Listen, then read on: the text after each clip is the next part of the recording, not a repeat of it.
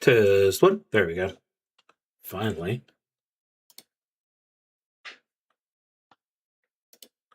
We are experiencing technical problems on account of I am dumb. Okay.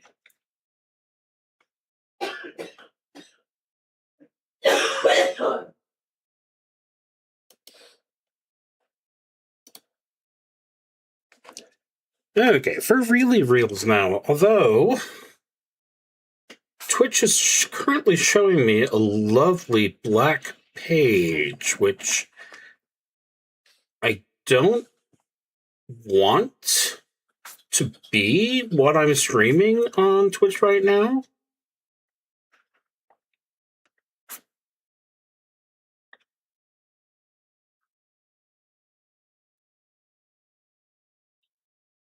My profile, there's my live, there's my face.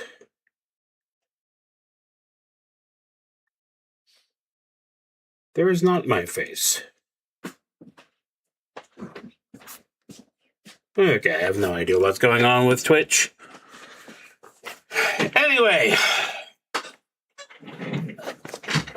it is a Thursday night. I am a Screaming Wyvern, and today has not been a good day for this patch right here. I was very tempted to go ahead and cancel, but there are a lot of people on the social medias that I like reminding people to please, for goodness sake, not give up. So, I'm not giving up. That being said, tonight's discussion is intended for me to showcase myself as a game master, my favorite game, and my favorite campaign setting. So, the purpose of the exercise, hopefully, is to provide somewhere where people can go for a little friendship.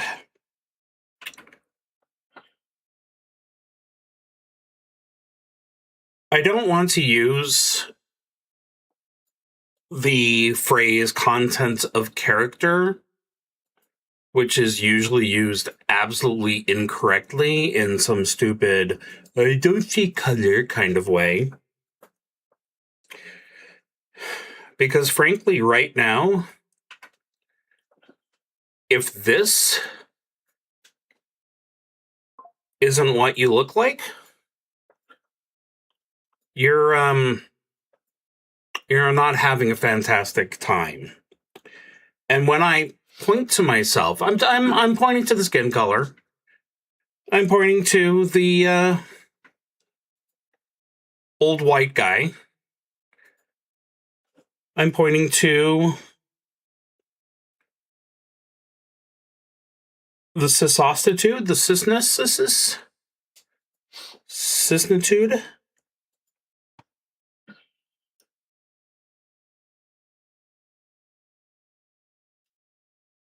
Because I've got all of that working for me. And a lot of people don't. And I want to be your friend if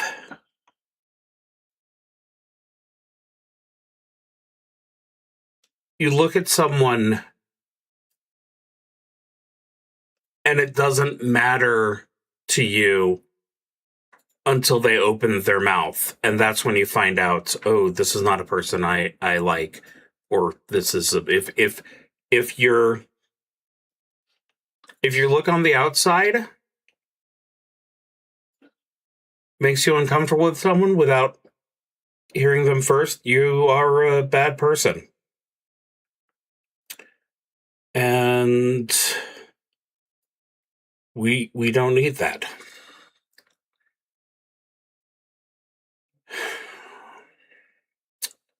So yeah, not necessarily the conversation I was planning on having today, but kind of the ultimate goal of this entire discussion. So, standard greetings. Name is Screaming Wyvern. I call myself a wyvern because I hoard role-playing games like a dragon. I'm also unbalanced and occasionally toxic. And tonight, I am celebrating the fact that in a week and a half, give or take, I am going to have the first XCrawl game of the year. So I thought, I'm going to go ahead and sit down today. I'm going to jabber. If people show up and ask me questions, well, hello. And if they don't, then I'm going to go ahead and break this down into chunks so that I can invite people, maybe have some instructional videos, all that sort of stuff. I need to record it anyway, so why not start off with the stream time? Usually, if you come here on twitch.tv/ScreamingWyvern or youtube.com/@ScreamingWyvern, Thursdays at 6:30 p.m. are solo role-playing game nights. I have recently been playing Pugmire by Onyx Path Press using the Adventure Crafter deck by Wordmill Games, and I'm again feeling so guilty about the fact that every time I try to say the name Wordmill, my brain immediately goes, WordPress. No, that is very much wrong. That is very much not what I am trying to celebrate here. Let's not do that. But, like I said, I've been running Pugmire as a solo role-playing game. Pugmire is a 5th edition style game, so it's mostly based on the same rule set as a lot of people are coming into, but it's also got its own uniqueness. I mean, some of the uniqueness is that it is the story of uplifted animals, dogs and cats and birds and bunnies and ferrets and rats and mice that just before mankind vanished, he uplifted them. He made them sentient by our standards. He made them able to manipulate objects better, improve their creativity, their intelligence, all that sort of stuff. And then we don't know exactly what happened next. But for some reason, although we have dogs and cats, both of which are now standing on their hind legs, they still have felines and canines. So there's your Disney question of how do we have Pluto, but we also have Goofy, since they both appear to be dogs. There's the answer for that. Just didn't get uplifted. Just is that a good thing? Is that a bad thing? I am thinking right now that probably not being uplifted would be my personal preference, but that's just me. And most of the people I know.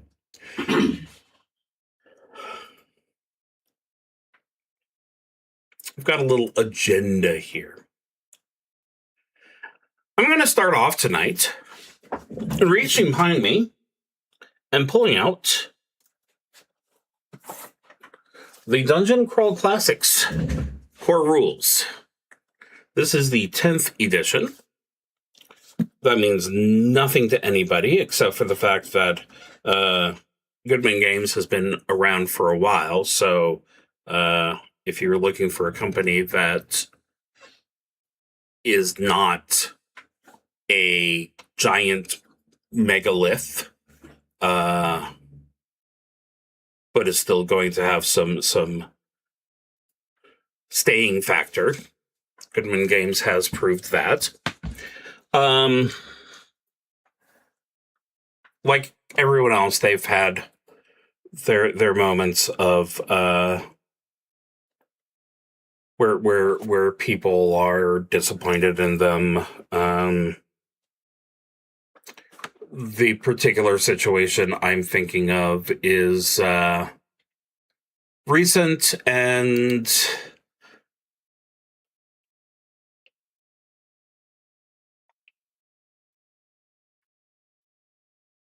I'm standing behind them on it. I'm not going to go into any more than that. I appreciate that some people are annoyed by a situation, so I'm not going to completely skip over it. It did happen. I don't think there was a win condition when that happened. So anyway, XCrawl Classics role-playing game. Pathfinder without skills is probably the best way of putting it. Obviously, Dungeons & Dragons, Pathfinder, probably the two most popular role-playing games right now on the fantasy side of things.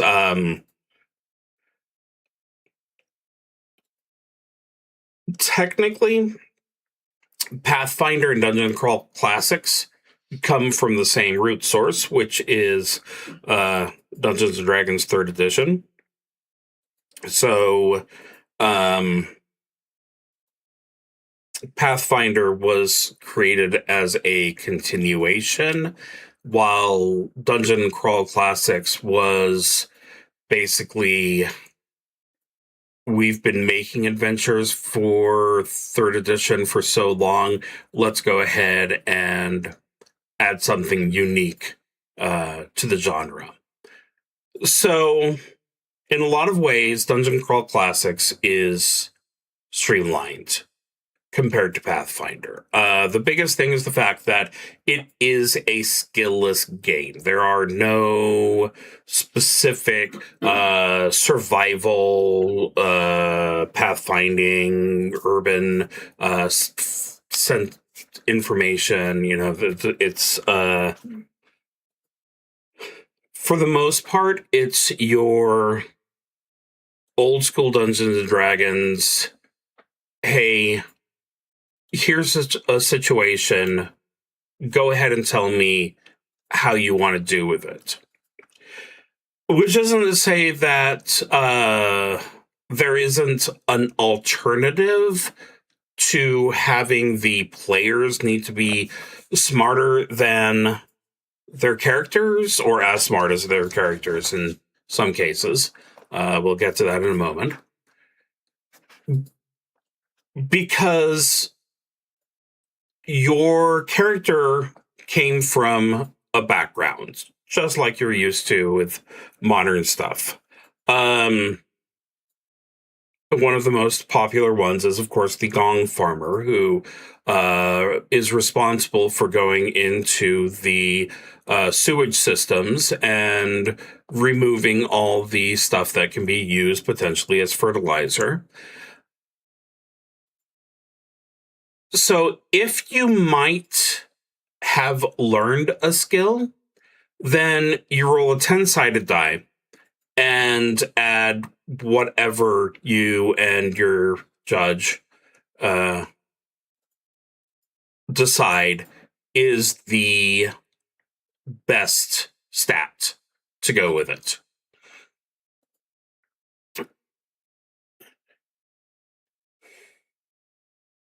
I wish I could rewind real life. Did I say D10? I did. Okay. Here's what I meant to say. So you have your gong farmer. They are being tasked to get information inside a city. So you might say that a gong farmer, as someone who cleans out the sewage, probably knows the city pretty well. So you and your game master decide which of their attributes they would use. Personality, for example. And then you roll a d20 to try and get past the challenge rating that the GM has decided. Something that they wouldn't know anything about, recognizing a magic spell as it's being cast, uses a d10 instead to say, you can try and it might even work, but the point is that it's a lot of adjudication through discussion. Okay, here's a puzzle. You can solve the puzzle. You can talk to the game master and see if you can come up with another way, or you can just go ahead and discuss maybe you don't know how you're going to take on this puzzle and you'd like to do some kind of special check based on your background. That's pretty much what without skills means. It's also very much inspired by classic Dungeons and Dragons. As you can probably tell, I am old. Specifically, I was born the year that the Dungeons and Dragons white box came out. It wouldn't be for another few years that the red box that people are familiar with was first released. So I have that going for me. So I spent most of my formative years with Advanced Dungeons and Dragons, Dungeons and Dragons Basic, Experts, Companion, Master, Immortal. Second edition. And of course, by the time of the great second edition crash, I had moved on to being a man, as it were. And when I was a man, I put away childish things, which is to say I couldn't afford to bring my entire collection with me when I moved all the way across the country. So, close enough. But there's two things with the original Dungeons and Dragons. And I know that there is a old school Renaissance, which is basically your first and second edition Dungeons and Dragons, or your BECME, period. And Dungeon Crawl Classics is not OSR. It is its own thing. It's just very much inspired by those early years. Goodman Games actually started out making adventures for third edition Dungeons and Dragons. Their adventures were what they would usually call gonzo, the ridiculous dungeons with the bizarre traps and the lack of attention to necessarily caring that much about logic over what's amusing and entertaining. And given the fact that back in the day, we had the infamous Tomb of Horrors. We had the Temple of Elemental Evil. We had Palace of the Silver Princess. We had I can't remember what the Wonderland. I'm probably being really dumb, and it's only called Wonderland. But the point is that those early games were, for the most part, standalone. You could drop them into your own adventures really easily, but I'm going to go ahead and be cynical here. At some point, and I'm going to say ahead of time that I love Dragonlance. Okay, I'm about to say bad things about it, but I love Dragonlance. So let me go ahead and say bad things about it now.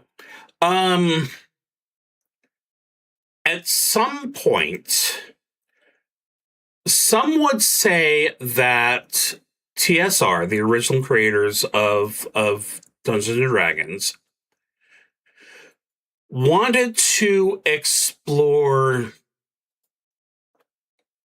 fantasy fiction more than just these unrelated one-shots. And, of course, we have the trilogy of giants that I remember. And obviously they were, you do this and you do this and you do this, but they wanted something more epic, which is how we got Dragonlance, which was more of an event than an actual set of adventures. And once, as soon as they found out that that was successful, then the next thing we knew, Forgotten Realms had all these interconnected stories and all of that. And don't get me wrong, I love it, but okay, I'll go ahead and be blunt. I have recently been burned by epics. I'd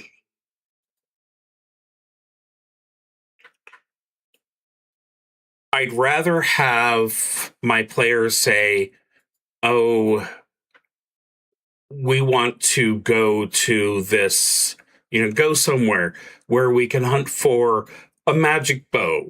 Something special, and then go ahead and say, okay, here is the place where you can find the magic bow, and maybe I'm taking that from a standalone module, maybe I'm creating myself,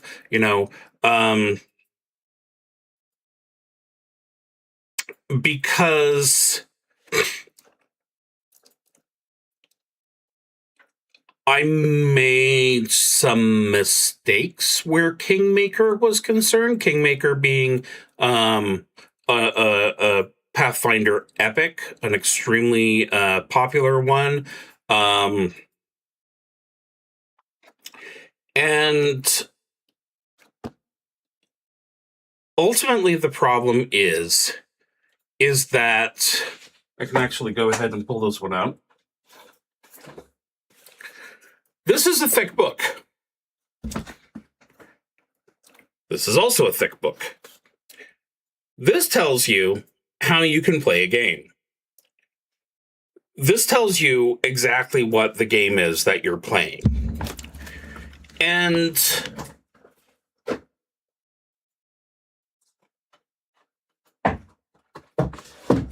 running Kingmaker felt way more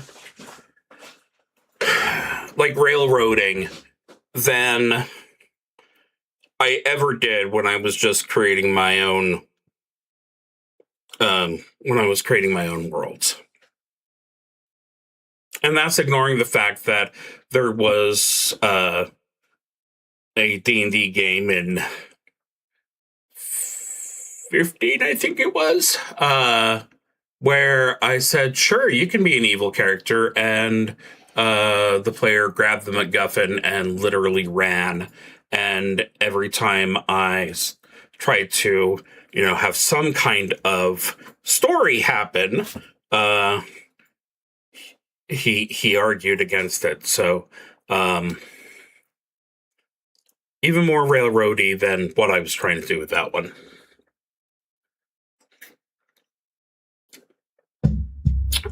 So I miss that old D&D style of here are things. And what's funny is that I actually kind of make fun of it as well. When I started streaming, I was playing the D&D Gold Box Adventures Pool of Radiance. And I picked up the actual module that was made to go alongside Pool of Radiance. And the funny thing is that in the Gold Box game, it's this progressive story. And in the module, it's just, here's a map. Here's a map that actually has a key.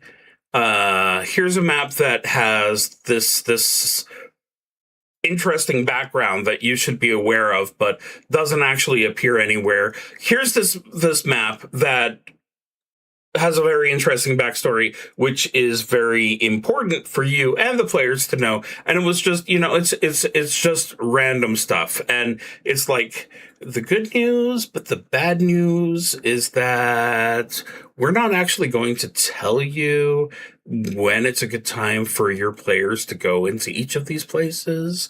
Good luck with that. So that's one of the things where I say that it's kind of your old school Dungeons and Dragons type thing. I am needing to lean a different way.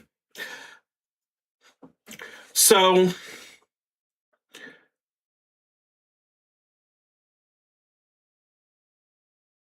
let me go ahead and whinge about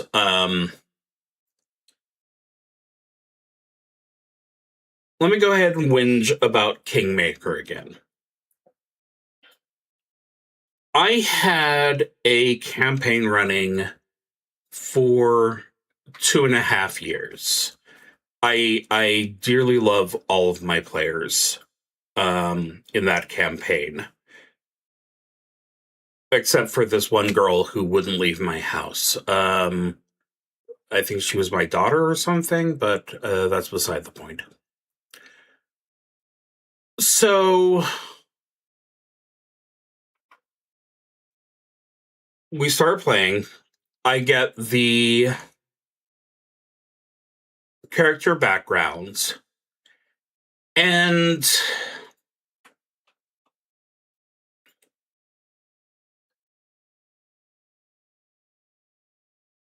I never used them properly in my players' minds.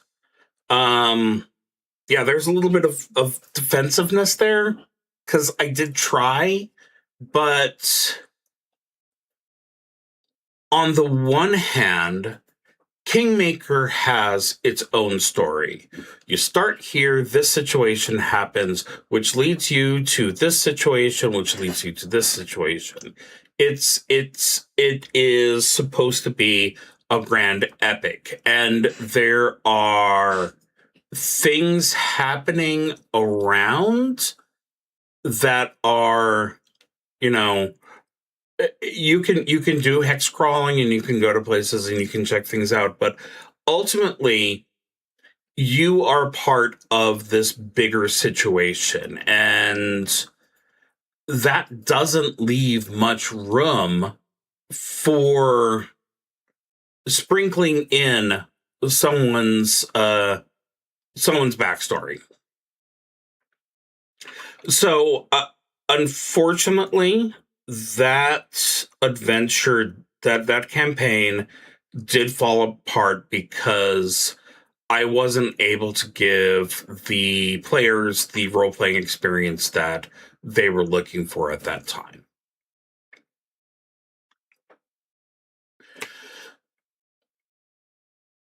No ill will. Absolutely. But it didn't feel that great. Obviously, to be told that, yeah, this thing that we've been doing for 2.5 years, we're kind of done with it because you're not doing a great job of giving us our place in the story. Because that's what I'm supposed to do. I'm the game master. I'm the judge.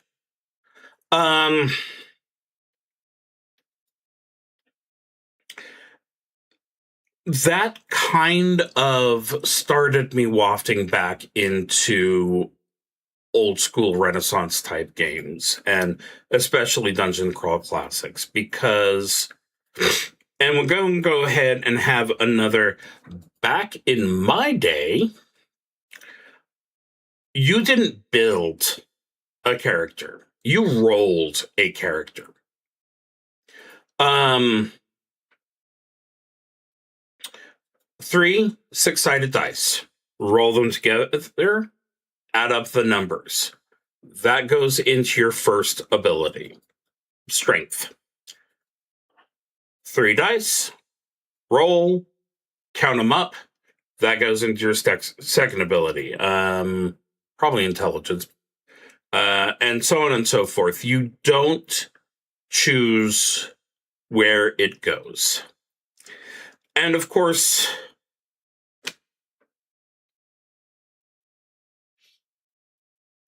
that felt bad back in the day, but Dungeon Crawl Classics adds something extra to it. And this is Dungeon Crawl Classics' number one reason for its popularity, and number one reason why people won't play it sometimes. It's called the funnel. The way I like to look at it, and of course I'm kind of skipping ahead to XCrawl, which is supposed to be a later subject. So the way I like to think of it is that you're a coach or a captain of a squad. You're not the person who's actually out there in the front lines. You're the person who's trying to get the raw recruits to figure out which way the spear should face. Sorry about that. It works really well, in my opinion, in XCrawl. But the underlying message of the Dungeon Crawl Classics, I mean, it's right here. I'll just go ahead and read it. You're no hero. You're an adventurer, a reaver, a cutpurse, a heathen slayer, a tight-lipped warlock guarding long-dead secrets. You seek gold and glory, winning it with sword and spell, caked in the blood and filth of the weak, the dark, the demons, and the vanquished. There are treasures to be won deep underneath, and you shall have them.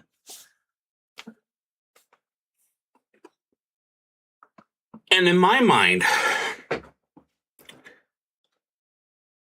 that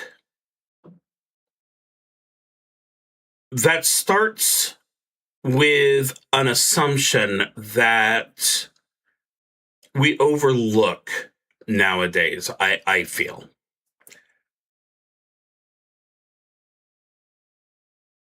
that when you go into the dungeon, you're nobody. You're nothing. You have no story.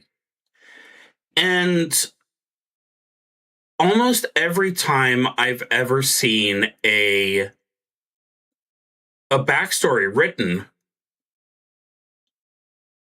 it reads like the assumption is that the game master should be starting the game at level 3.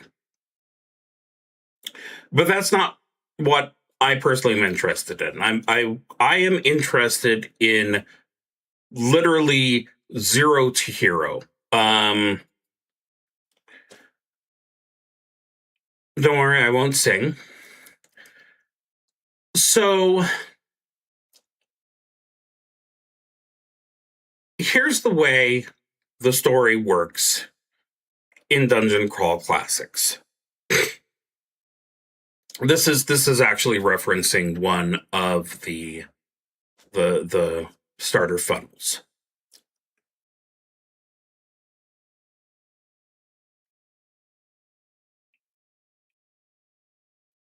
An old man has died. He was extremely influential. He had a lot of children and grandchildren, this whole extended family, some of whom knew that he was their father, some of whom only thought maybe. But the point is, the man is dead. And he died in this town, which is known to have a mysterious temple behind it. So literally everyone and anyone who thinks that they might have a stake in the pie heads to this town. And of course, when I say everyone and everything and all that sort of stuff, I don't mean heroes and adventurers. I mean peasants. All of these downtrodden peasants who, if they could get 2 copper coins from the old man's belongings, would be in a better situation than they've been in for years. So they arrive at the place and they are lured into, through promises of wealth, they're lured into this temple. Now, the expectation is that you have this temple, which is an adventure for a specific size group of specifically leveled heroes. And then instead, it gets overrun by a bunch of peasants. And of course, as they survive things, if they survive things, those peasants get an experience, and whoever comes out the other side, which is why we call it a funnel, they're going to be ready to be a first level character. And I look at this and I fall in love with it because it's not Kingmaker, where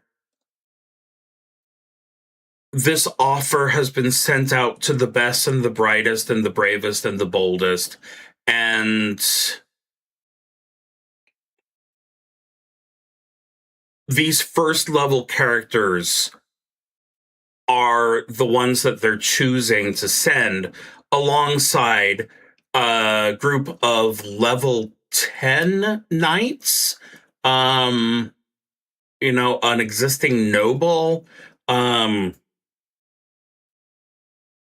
When you think about it from that perspective, Kingmaker does not flow well with traditional character creation. I do love it. Obviously, I have the hardback version of it, but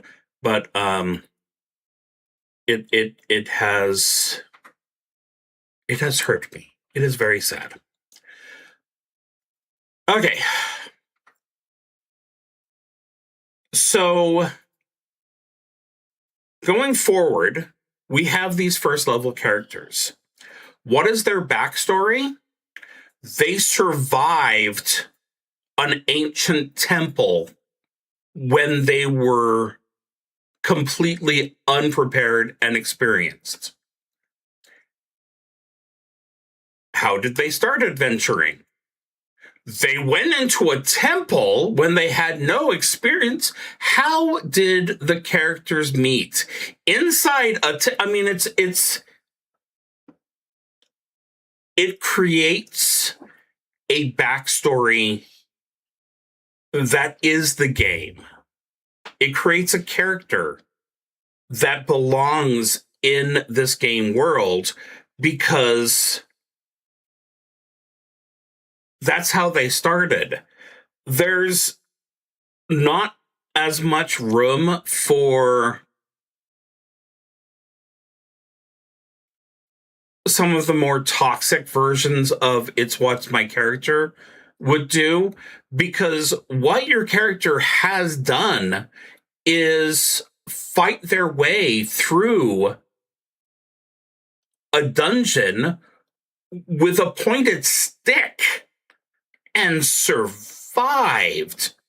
And because of that, they showed enough daring that someone was willing to take them up and train them and use them as their squire or train them in the ways of magic. And them being first level and getting back together and forming this adventuring group, it's just logical. It's just what happens next.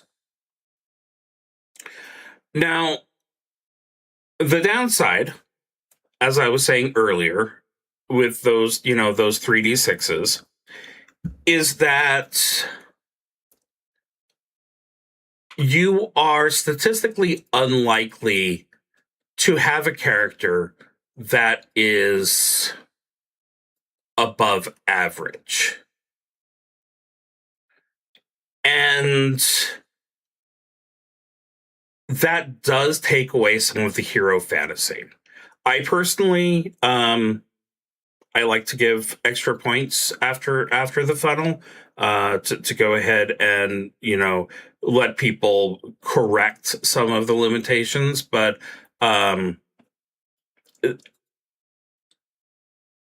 if I was to find a group, I would not mind having my character with the all nines.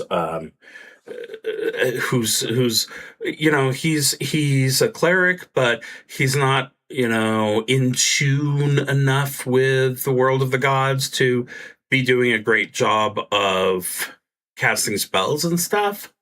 But he tries, and we're all proud of him.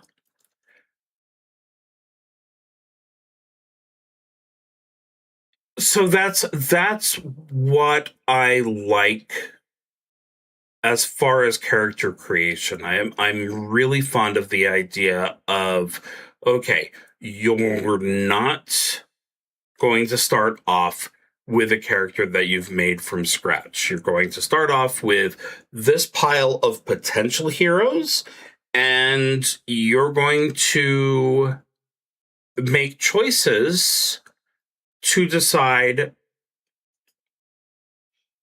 who lives, who dies, who tells their story.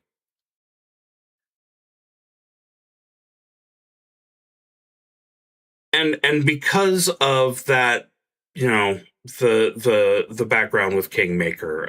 That really pleases me. So another of the things that makes Dungeon Crawl Classics both really popular and really unpopular is the number of beautiful randomization tables that they have.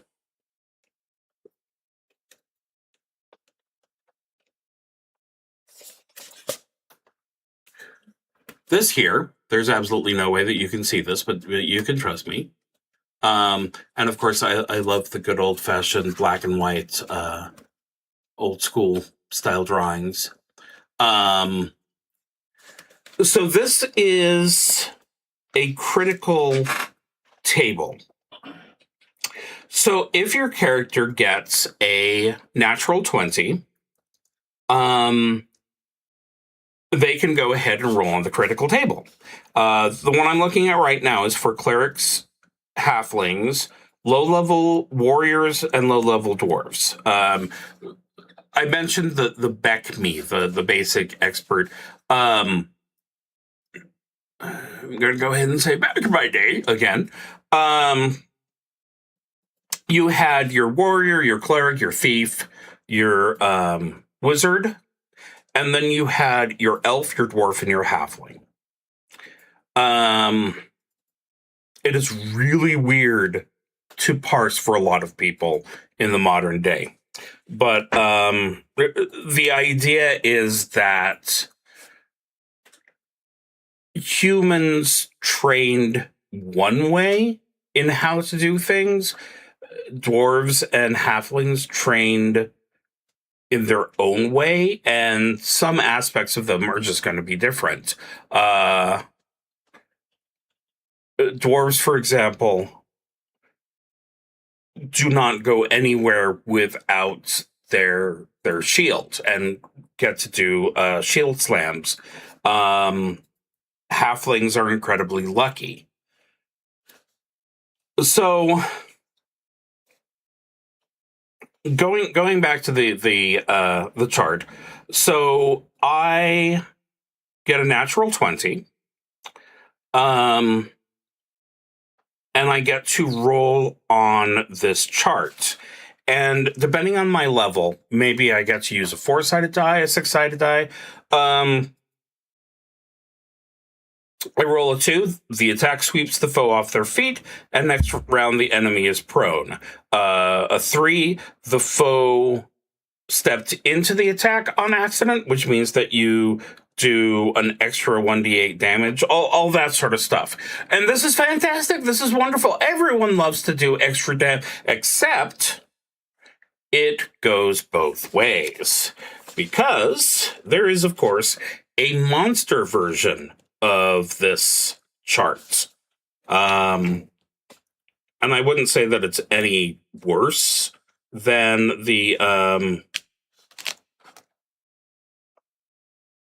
humans. Let me go ahead and pull this up.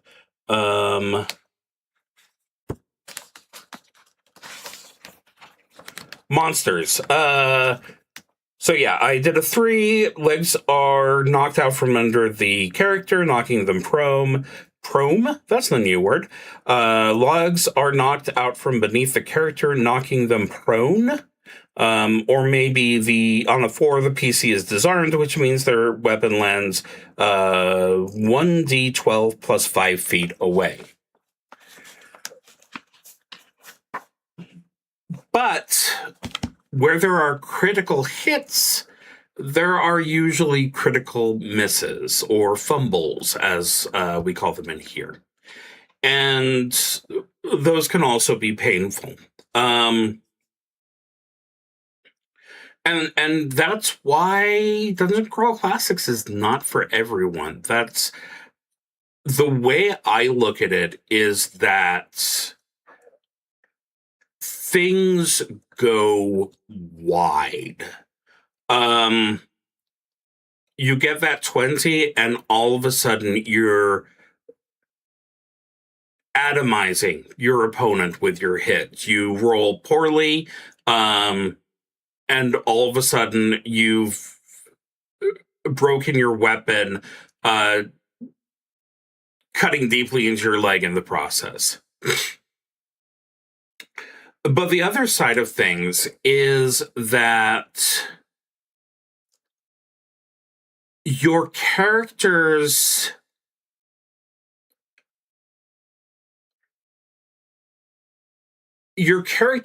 don't always get their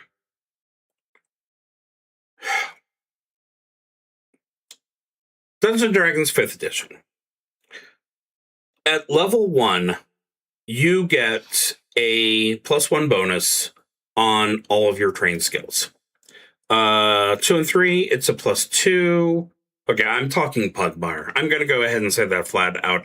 I'm using the rules from Pugmire here. I don't actually have the D&D 5th edition books on me. The point is that you're probably used to this very set bonus. A level 2 character is going to get a +2 on their rolls if they know what they're doing. A level 4 will get a +3, a level 6.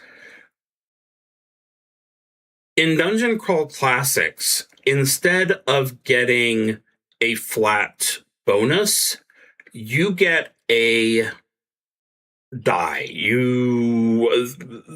The one I'm thinking of off the top of my head is a popular one for fighters, and it's a D die. It starts off as 1d3. So you go ahead and swing, and maybe your first level character gets a +1. Maybe they get a +3. They reach another level, and their D3 goes to a D4. So now they could have a 1, or they could have a 4. At some point, it goes up to a D6. And from there, you've got incredibly swingy situations, especially because that D die goes towards both your attack and your damage. So things can get silly. And no matter how serious the story is, and we're going to get into the fact that with XCrawl, it can get pretty damn serious.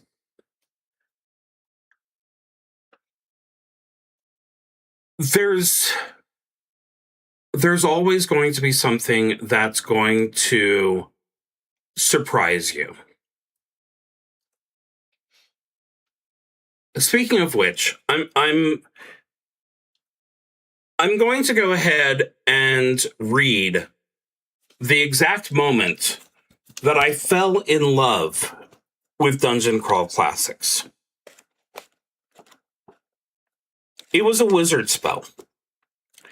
It was a first level wizard spell. And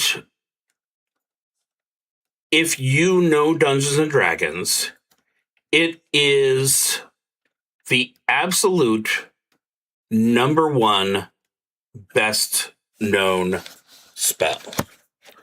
I am, of course, talking about Magic Missile. Now, in Dungeon Crawl Classics,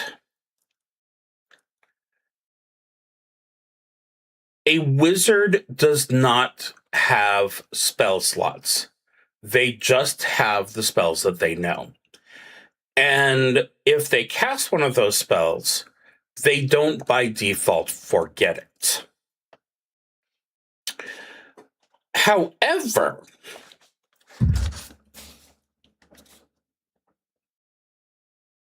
so I have my Magic Missile. I'm a first level wizard. I go ahead and I roll my 20-sided die, and I get a fumble. So I've lost the spell. I cannot use it until I've had a chance to take a long rest. However, I may also have some kind of corruption caused by it. For example, my hands, because I'm always making my magic missiles come out blue. All of a sudden, my hands are permanently a pastel blue. I may just have a misfire. I say just, but the first one is just an explosion of missiles, which randomly hits every creature within 100 feet with between 0 and 3 tiny missiles, which do a point of damage. So yeah, failure is bad, but if you succeed, you can just go ahead and keep casting the magic missile, which is, it's always nice. So I don't fail. If I roll low, the caster throws a single missile that does 1 point of damage. Well, that's funny. Okay, that's funny. I roll slightly higher, and it's a single missile still, but it does damage 1d4, 1 to 4 points of damage plus the caster level. And of course, like we're used to for magic missiles, the advantage here is it may not be that much damage, but it's going to hit.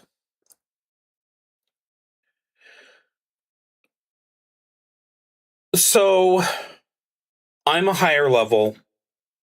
I've got my bonuses from being a high-level spellcaster, and I've got intelligence bonuses and, sorcerer ability. So now I've reached the point where I can roll ridiculous numbers by rolling a d20. So 32.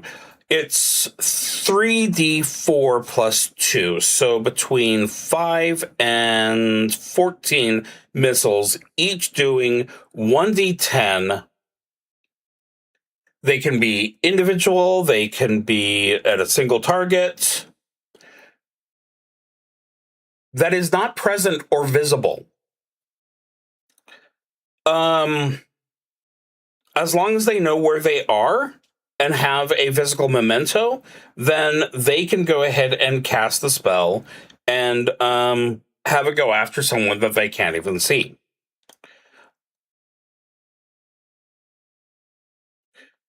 The maximum range for this heightened as hell version of the spell is 100 miles. So the way I immediately pictured it in my mind was, okay, so you're in the dungeon. You're attacked by an ogre. You're going to cast your magic missiles.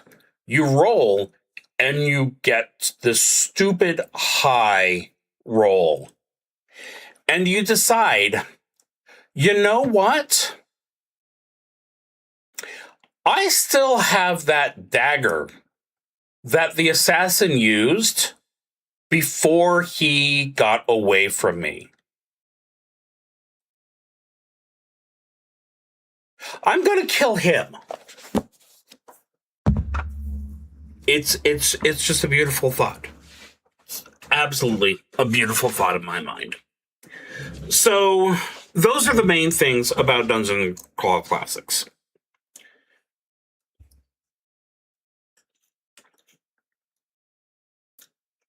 XCrawl. The reason why I want to play XCrawl is because instead of being a game master or a dungeon master or just a judge. I get to be a dungeon judge, okay? I get to be a dungeon judge, and if that isn't the coolest description ever, I don't know what is. So yes, that's it. That's the entire conversation we need to have about XCrawl.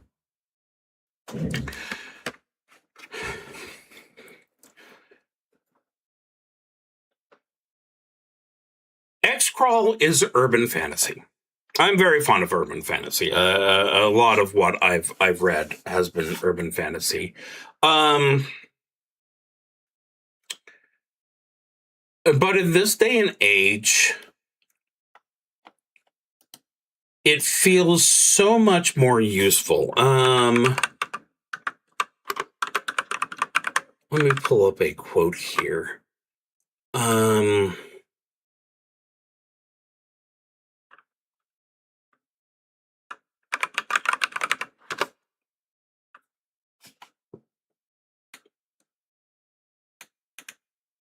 I don't remember enough of the quotes, unfortunately, but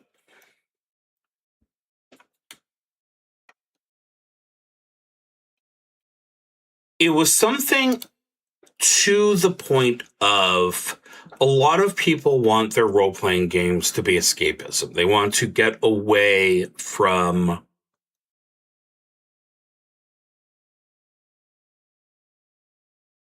everything that's going on. But he prefers to use role-playing games as a mirror.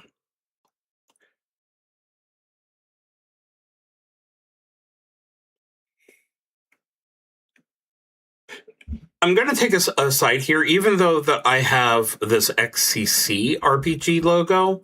You notice that I keep calling it XCrawl. That's not me saving time. XCrawl was originally created for 3rd edition Dungeons & Dragons. It was upgraded to Pathfinder. So it's been around for a long time. And there's several books from those original versions which cover stuff that isn't in the XCrawl Classics rule set. Of course, eventually they did start making a Dungeon Crawl Classics version of it as, a campaign setting for Dungeon Crawl Classics. But then eventually they made XCrawl Classics, which is pretty much its own game with its own rules and everything. And in my case, with this beautiful freaking skull,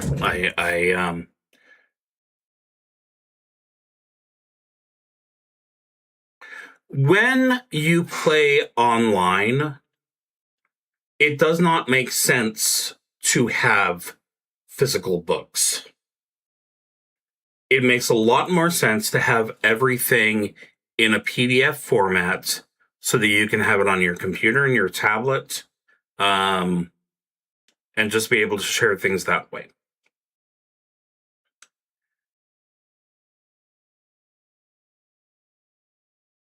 I am so in love with Goodman Games that I have physical copies of most of their stuff.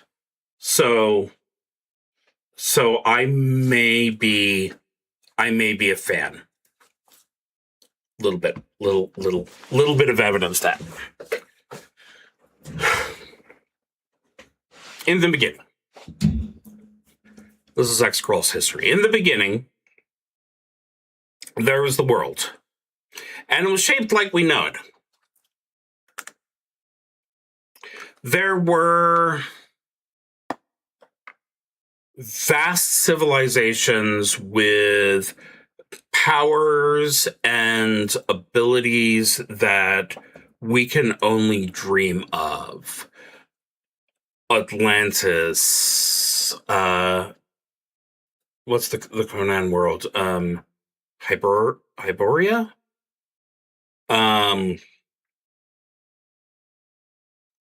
The Egyptians as given to us by the pulp fiction of, The Mummy.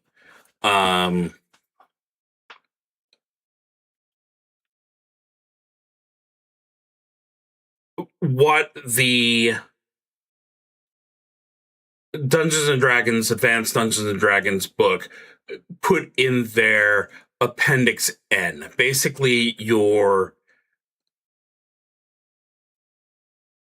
classic fantasy. Darker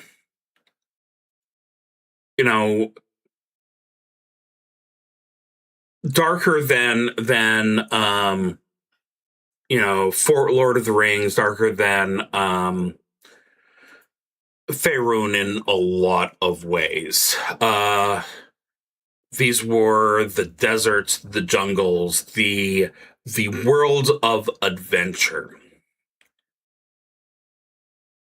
And then, because I really love games where they go, and then something happened, and we're not going to tell you what it is, because that's up to you. Something happened. Civilization collapsed all over the place. Atlantis sank. The Egyptian dynasties failed. Something happened which set the world back 1,000 years. And then finally, in what we consider year zero of the Common Era, we finally had pulled ourselves out of the darkness. 0 CE was when we had Greece and Rome make their empires. And although there is a lot of that time period in history which has been stretched and, damaged, eventually by 1,000 years later,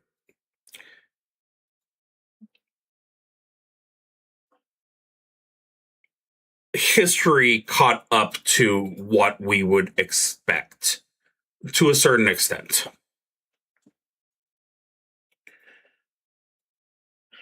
So we have the Middle Ages, we have the Dark Ages, we have feudalism, king's castles, all that sort of stuff.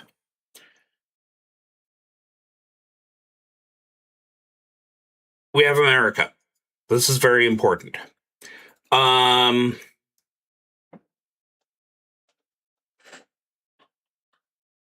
me if you've heard this one before.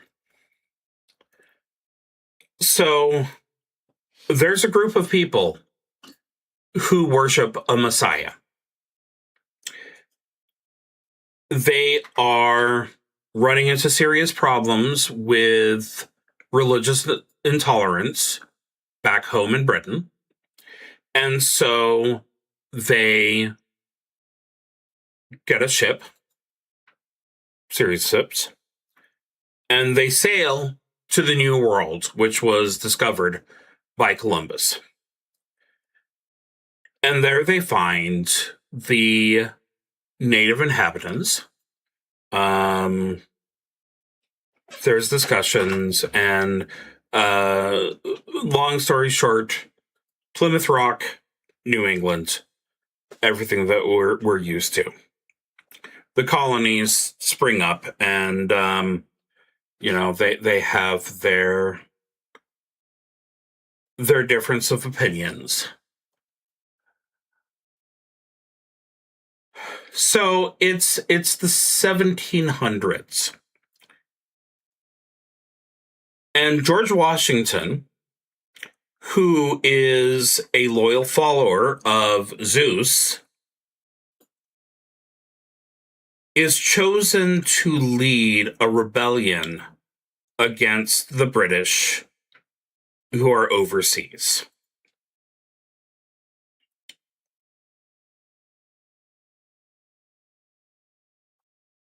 Washington knows that he has Olympus on his side. And most of that is just because the British are not able to get powerful enough mages and clerics back over the seas. Because obviously King George and the Parliament of England are going to keep them in reserve in case of an attack on them. Whereas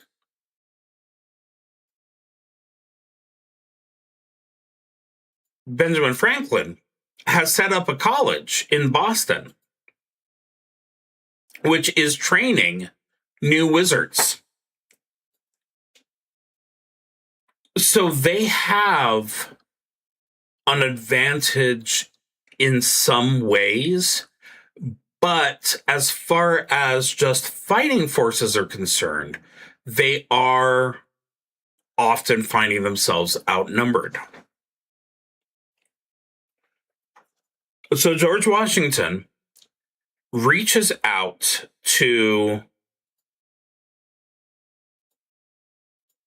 the Messianists, who have seen America as the land of opportunity,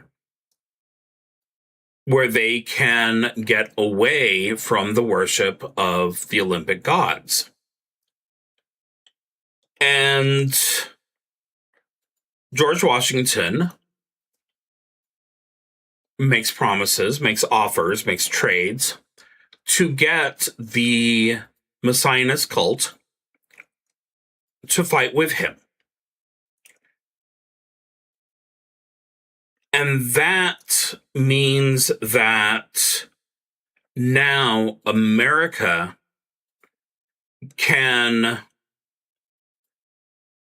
deal damage to the British forces that can't be easily repaired because they're going to have to get their reinforcements by ship.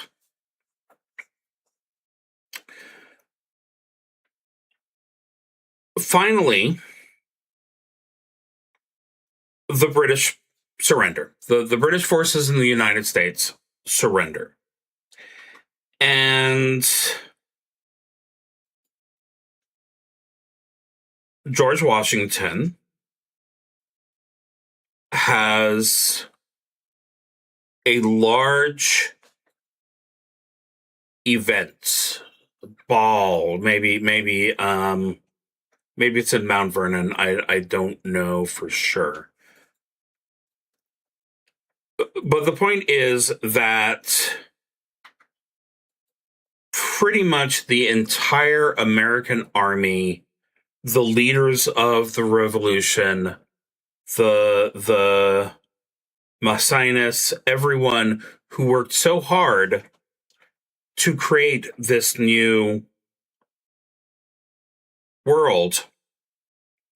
And now it's time for George Washington to prepare to back up his promises to the Messianists. Well, that's not actually going to happen.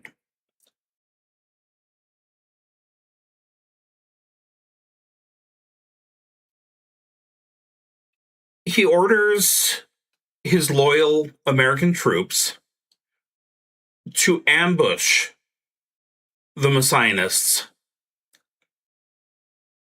and pretty much wipes out the Messianists completely. Obviously, there's going to be, not everyone was there. There's going to be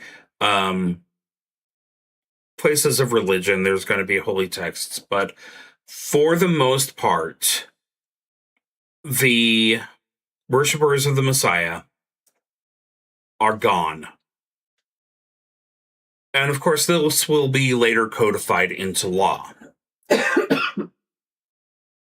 Law, which it is important to note, will be made by Washington himself as he announces in front of these leaders of the revolution that he is taking on the title of Caesar.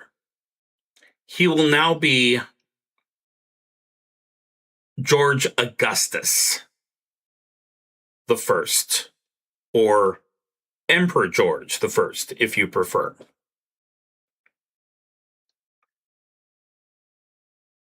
Over time,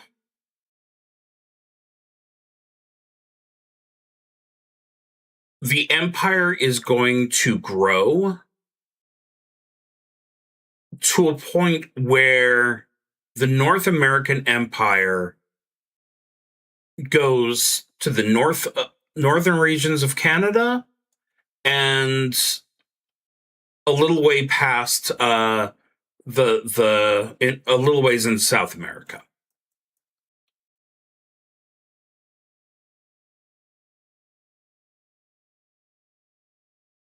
So there's a few things that you should know about the North American Empire. Number one is the fact that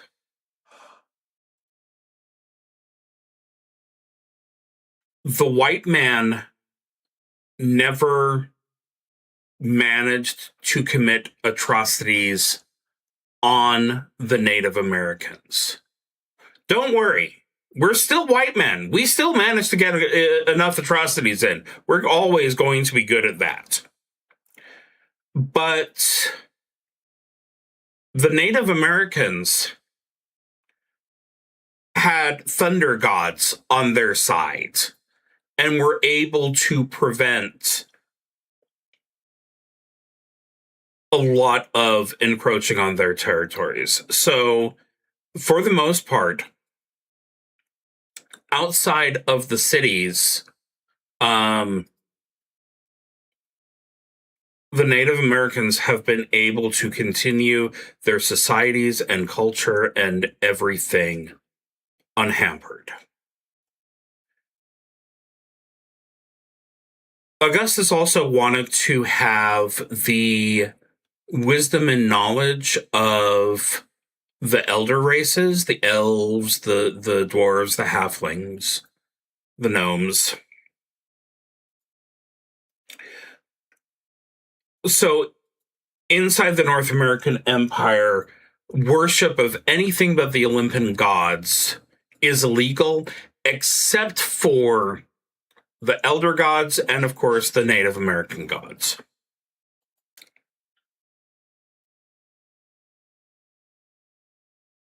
When I say cities, though,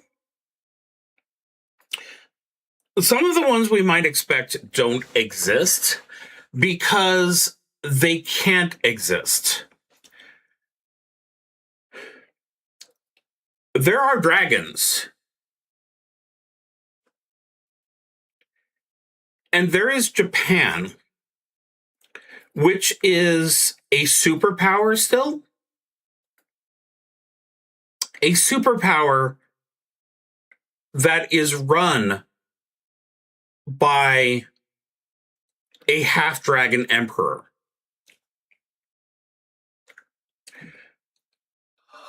So Americans do not get all the space they want. They have to take, buy, borrow, beg, steal that territory, not just from the Native Americans, but also from the dragons. And the way I like to think of it is that for each state we have, this is my own personal canon. This is not official, but the way I like to think of it is for each state we have, there's like this one extremely powerful dragon who's in charge of it, and so we have the Dragon Virginia, with the Dragon Maryland, the Dragon Ontario.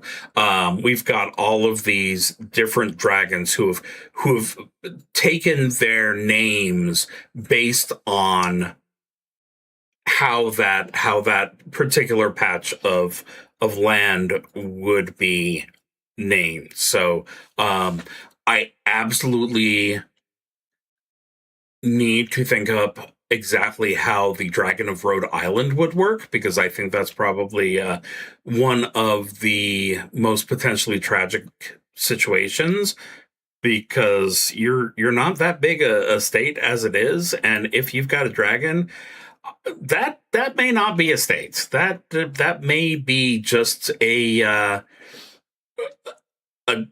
dragon lair with a single trading post. And probably it goes without saying at this point that we're not dealing with the exact same line of presidency that we're currently used to, because I think Washington retires. Some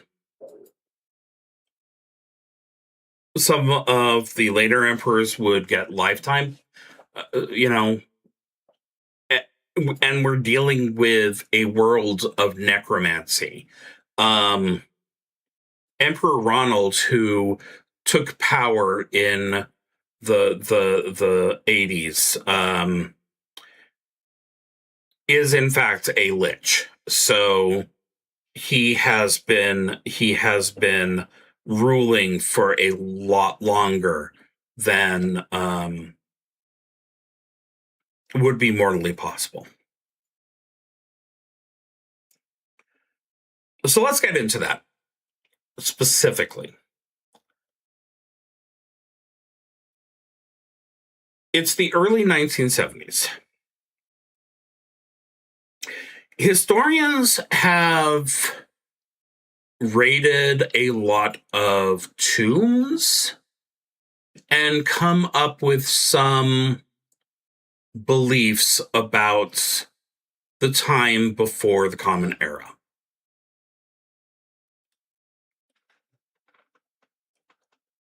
Something happened that made them realize they were wrong.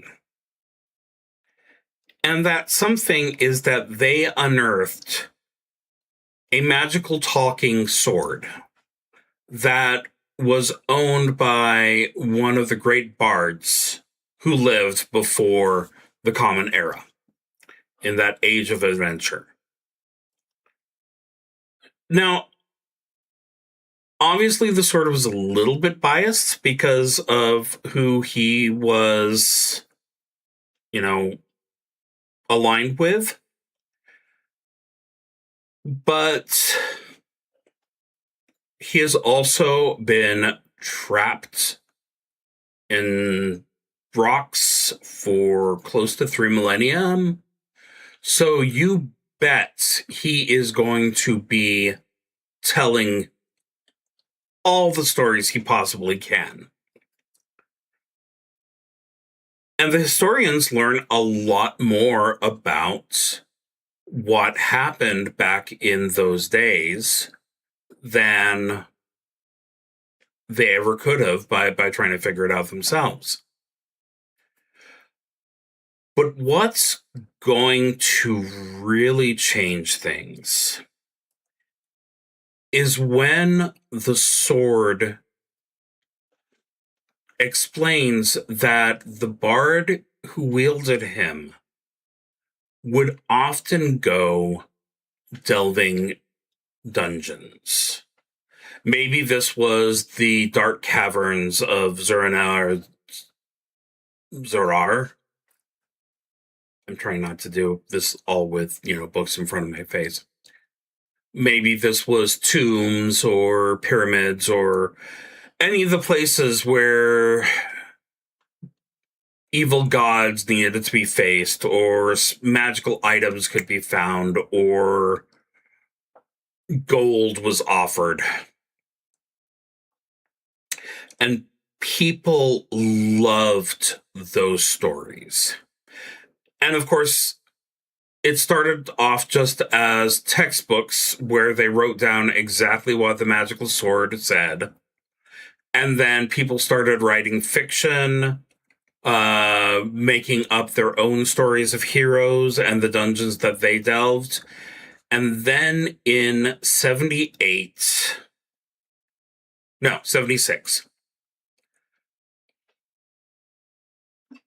the world's most popular tabletop role-playing game was released. I am, of course, talking about Dungeon Battler.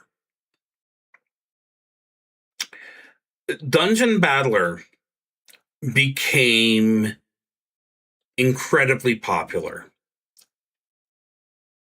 There were conventions where people would come from all over the world just to play Dungeon Battler.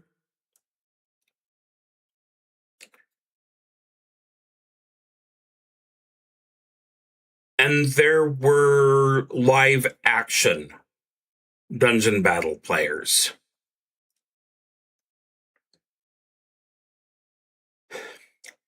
So it's 81.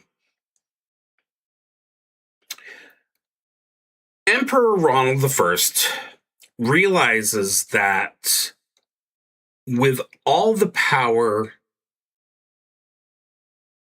he has, there has been a lot going on in the last few years which has not gone over well with the citizens. And he is afraid that they're going to start a rebellion. And of course, we all know what Rome thinks about when they fear that things are unpopular. Bread and circuses.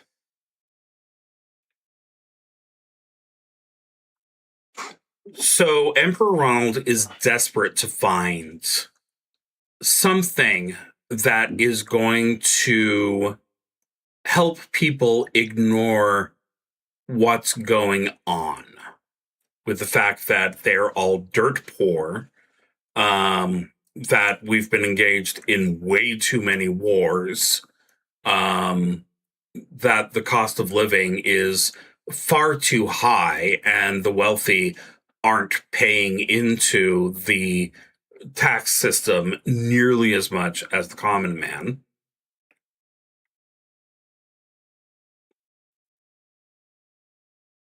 And then he sees on TV an interview with a group of students who were doing a live action dungeon battle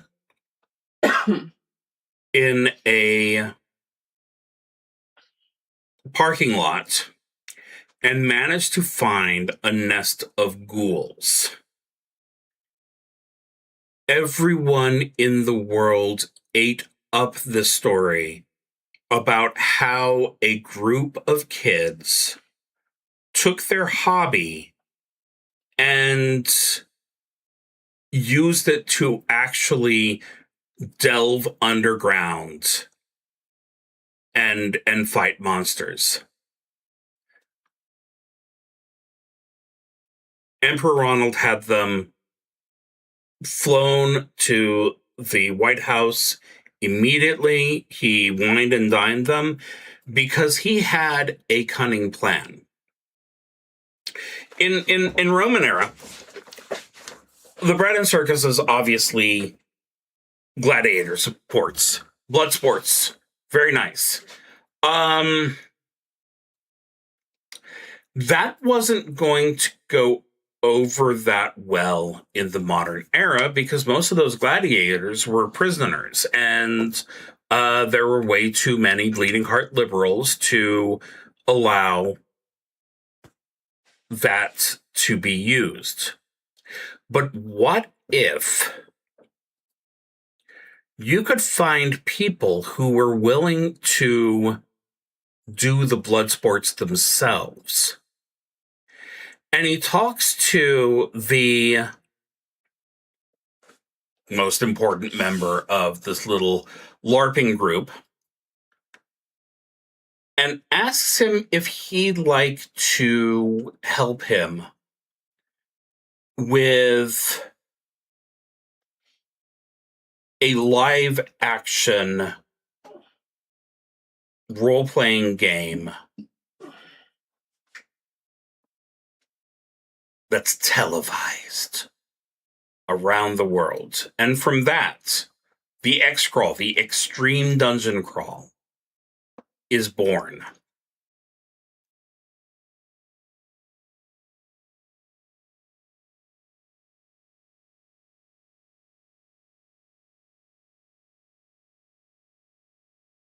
Things started off well. These new crawls were a huge hit. Definitely made a lot of people a good amount of money. The problem is they were also not as refined as they needed to be yet. And at one point, exploring the caverns of Zura and Zura,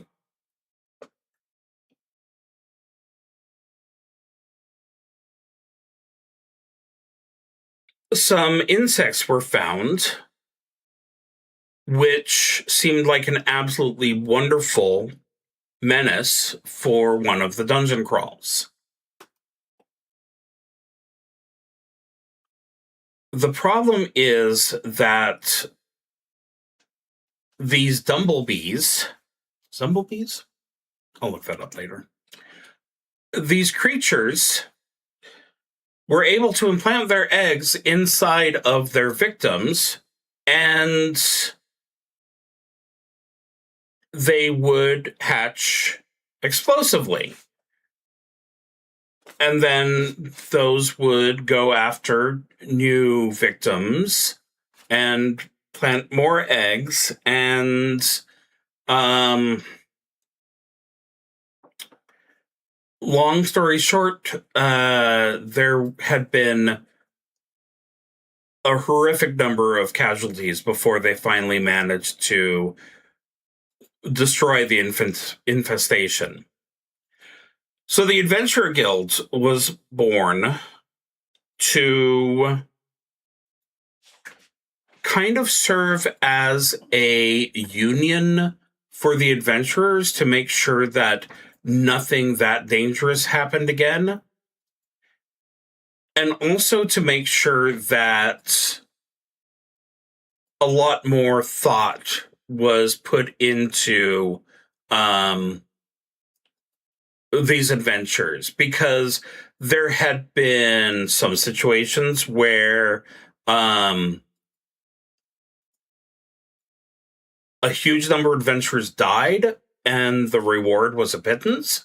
And there were some situations where all the adventurers survived and the prize available was way too high. So the Adventurers Guild and the XCrawl Foundation, they got together and they formed some plans. Unfortunately, the original head of the Adventurers Guild decided to retire and left her nephew in charge.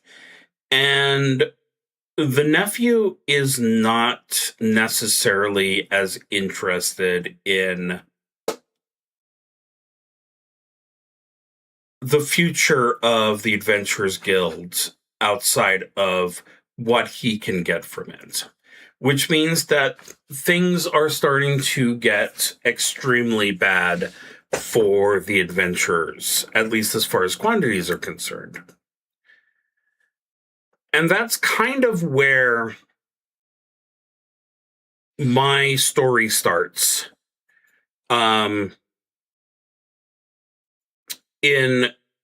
I like to think of it as being 2014, and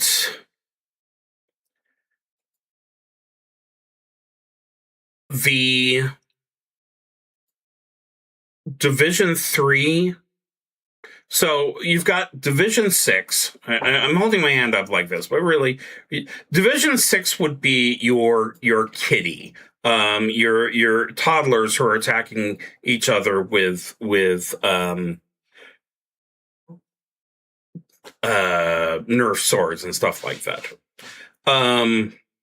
So that's Division 6, getting them in young. Division 5, of course, is your high school, your semi, real XCrawls, but they're still using Nerf swords and pretend spells and stuff like that.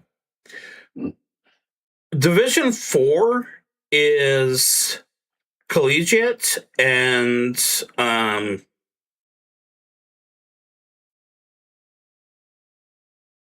for fun. It's the highest level of non-lethal XCrawl. And now we're talking about, they're still basically Nerf weapons, but there are some spells that can actually be used. And instead of just, really simple, basic dungeon layouts and stuff like that, we can get into complicated stuff. We can get into actual traps, and it's not necessarily monsters. It's usually retired X-crawlers taking the place of monsters.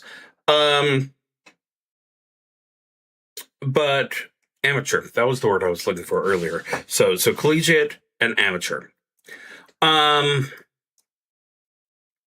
then Division 3 is when the professional starts. Now, the thing is, Division 4 is usually still pretty popular because once you hit Division 3, you're talking about exclusive access, high reward, high money, and they're not just letting, someone buy a ticket to it for $25. So people are still quite fond of the Division 4.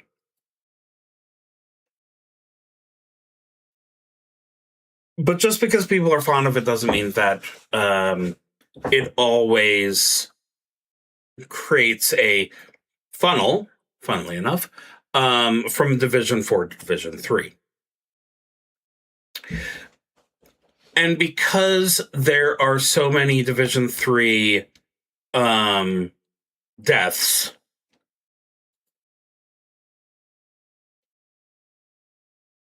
the Adventurers Guild starts allowing full lethal Division 4 events.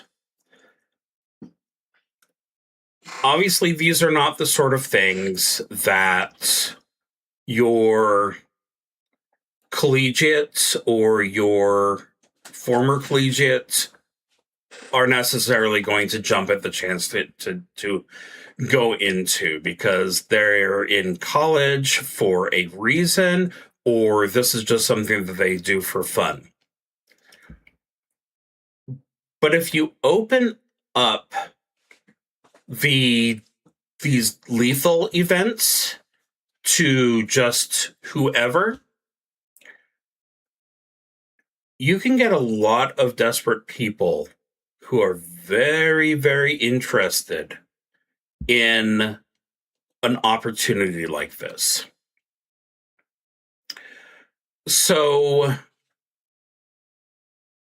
these are our new starting events for Division 3. Anyone can apply. It's basically like any of our reality shows, except no one in Survivor is supposed to actually die. The Survivor is not supposed to be that serious.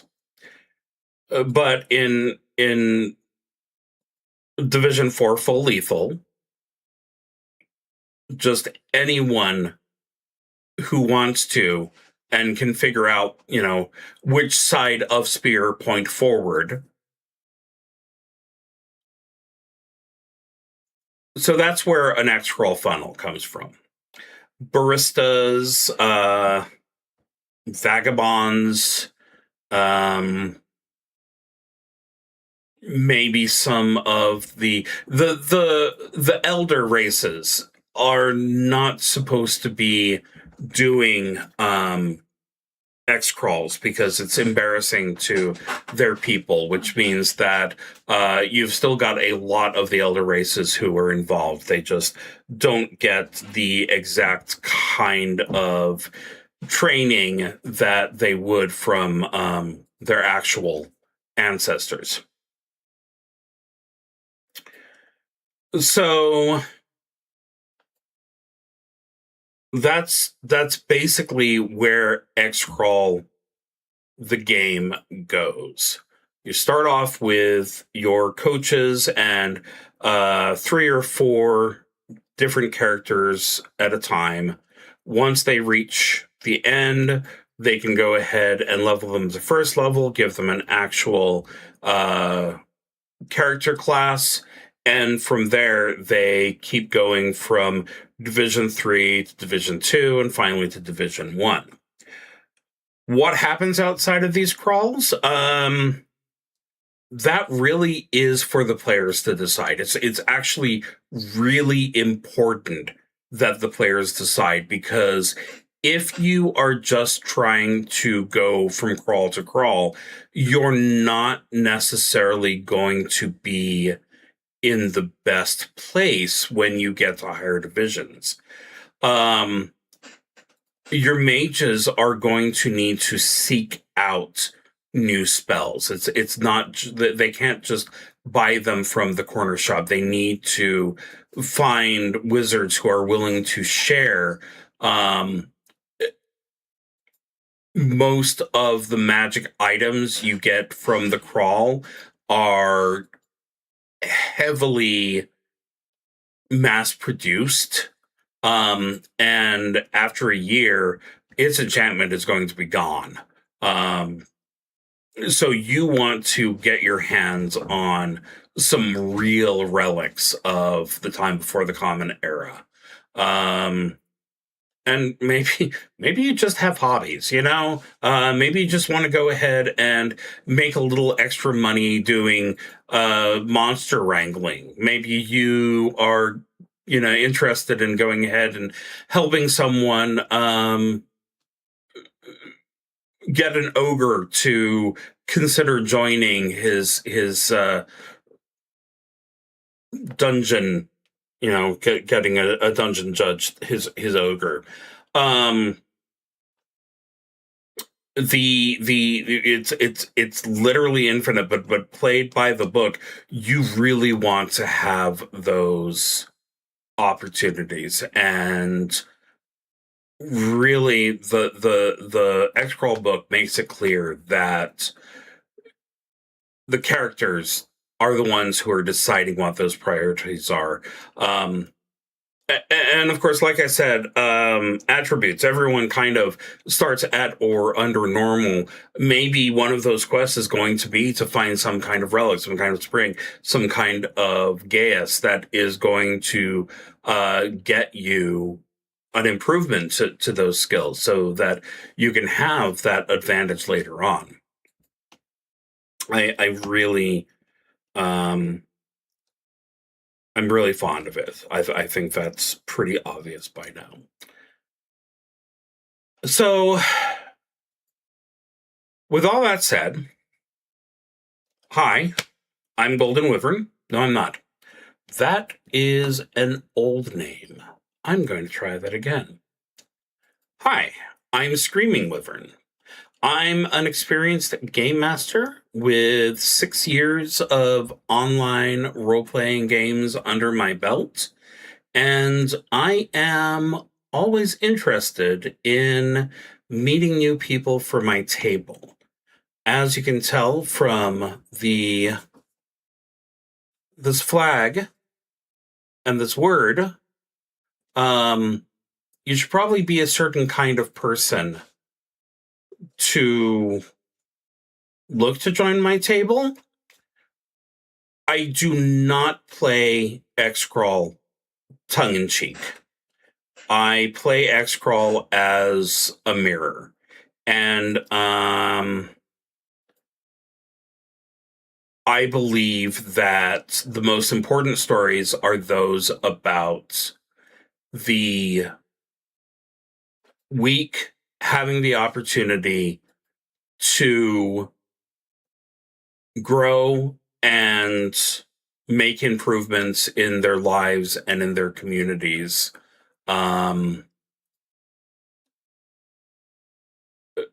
And I feel like with everything that's going on in reality, that's the escapism we need, not, oh, let's go ahead and take politics out of it. Because the fact is that a lot of people will say that this is political. This isn't political.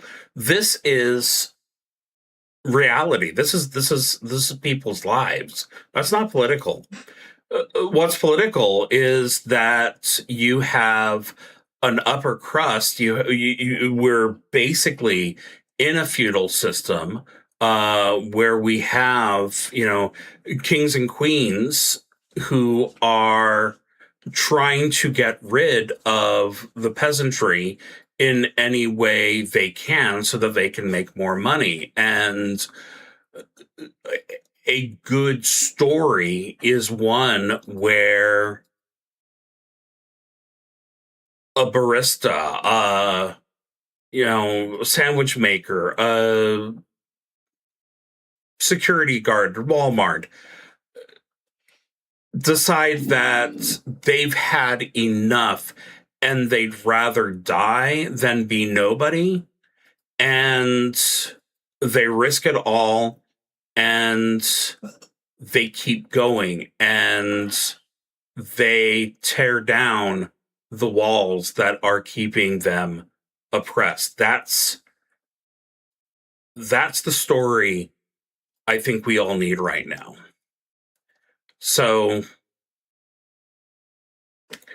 if that story sounds good to you and you might want to join me, you may want to go ahead and drop a comment on whatever lovely system you are watching me on. I believe that I have... Oh, yeah. ScreamingWyvern.com is my personal webpage. It's a WordPress blog, so you absolutely can get in touch with me there.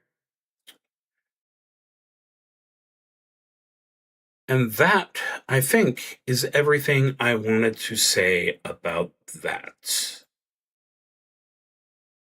So next week, I'll be back to solo role-playing games on Twitch and YouTube, Thursday at 6:30 p.m. Pacific.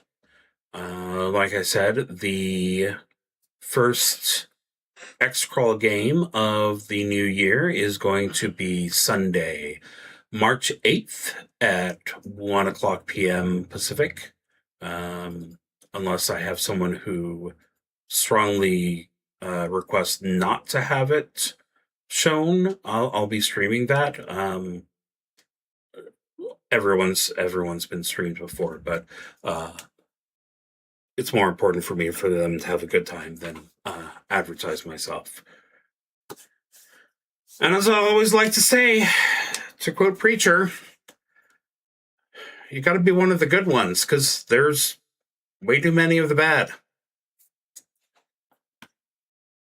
Until next time.